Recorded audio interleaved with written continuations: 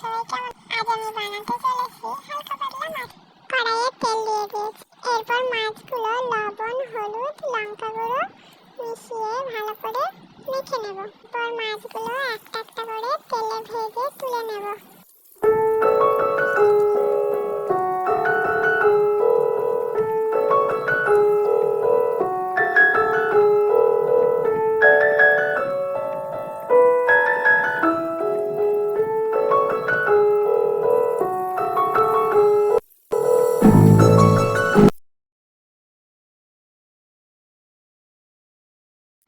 এবার মাছগুলো আমি একটা একটা করে তুলে নেব।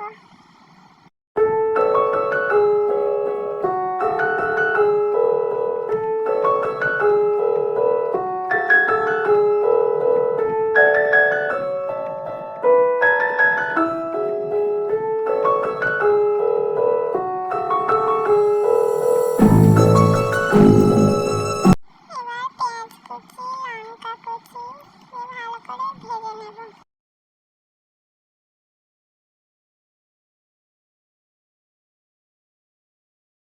এরপর পেঁয়াজ, রসুন, আদা বাটা দিয়ে দেব। লবণ, হলুদ, জিরা গুঁড়ো, শুকনো লঙ্কা একসঙ্গে কষিয়ে নেব।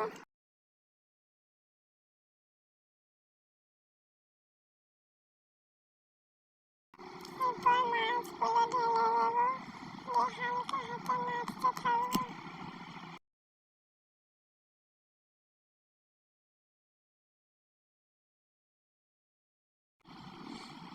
এরপর জল দিয়ে দেব, দিয়ে কিছুক্ষণ ফুটিয়ে নেব। এরপর রেডি আমার মাছের ঝোল।